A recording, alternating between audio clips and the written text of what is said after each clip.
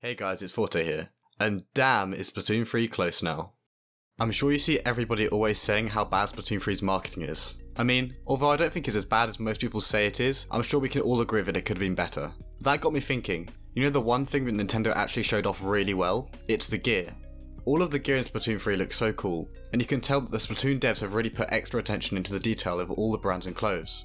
Also as a side note, you know all of these illustration books that Nintendo post to Twitter to advertise each brand? I think it'd be a really cool idea to have a collector's edition of the game that's shipped with a big art book containing all of these designs. Trust me Nintendo, it would make you a lot of money. So anyway, seeing just how cool the gear looked in Splatoon 3, it reminded me about a thought I've had for ages. Gear is confusing. Now, yes I know, Splatoon 2's gear system is dramatically improved from Splatoon 1's, but that still doesn't mean it's incredible. There are definitely some things that Splatoon 2 did that was really smart in terms of making gear a little more simple, but I believe in Splatoon 3, this can be streamlined even more and could actually make gear a lot more understandable. So in my opinion, one of the best additions that was added to the game was the drink system. Drinks are amazing, and when you get a drink ticket for an ability you need, it makes your gear so much easier to get. But that's just the problem, it's when you get the right ticket. Drinks is so hard to consistently get. You pretty much have to grind Salmon Run for a really long period of time, and even then you often get rewards you don't want, or what happens most of the time, you get a ticket for an ability you don't even need. There are definitely a few ways I think Nintendo can fix this. Number 1. Give us ways to buy drink tickets with money. Do you know how much in-game money most Splatoon players have? This much. And we have nothing to spend it on. And honestly, now that we're at the end of the game, I think most players have a huge amount of Super C-Snails that they don't use either. Just imagine being able to order the drink you want with some type of money, or how about using a currency to change the ability your drink gives you? That would probably be a bit more fair to be honest, as it means you still have to obtain the drinks in the first place. Now the second option is the one that I think will be more fair and more fun. Just allow us to earn drinks in other ways than playing Salmon Run. There are so many ways this could be implemented, so let me just go from a few from the top of my head.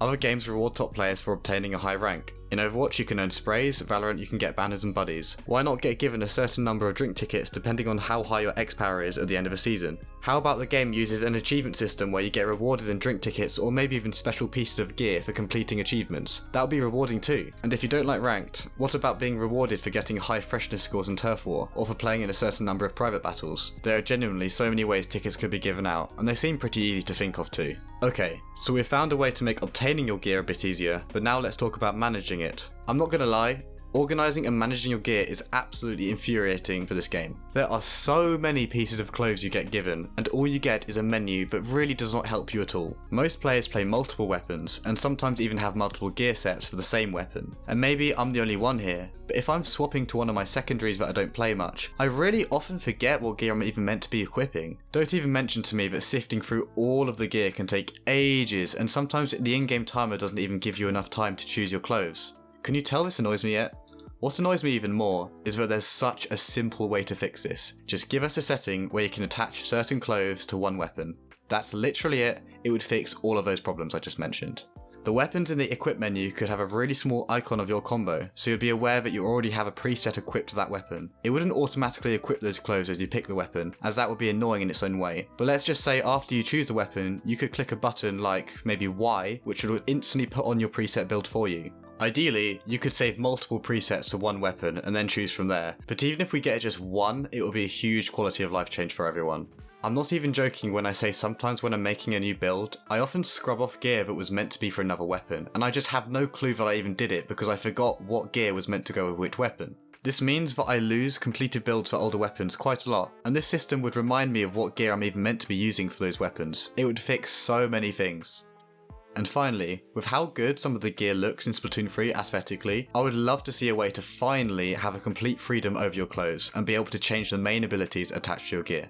Even as someone who played the game mostly competitively, if I was able to actually make builds that were viable gameplay wise and looked awesome, why wouldn't I do it? It's the idea that honestly bothers me the least out of all these points, but would still make the game really hype if it was implemented. And I can imagine it would be pretty good for the game's marketing too, as the people looking to buy a game would sometimes probably look up tournaments, and watching top teams popping off whilst looking really cool probably makes Nintendo quite a lot of money. I honestly think people overlook just how much sales depend on how the game looks to people, and if people are watching the game and they think it looks really stylish, there's probably going to be more sales for the game that way, so why not? As I mentioned before, Splatoon players normally have nothing to spend their money on anyway, so we wouldn't mind if it cost a significant amount of coins or snails to do so. Even if it was made possible only through a ticket or something like that, I'd be happy either way. Thanks for watching guys, I really appreciate it, especially as you've watched to the end. I would really appreciate it if you subscribe too. My sub count has been going up so quickly recently, which makes me so grateful, and I'm trying to hit 500 subs. We're so close already. Anyway, thanks guys, catch you next time. Peace.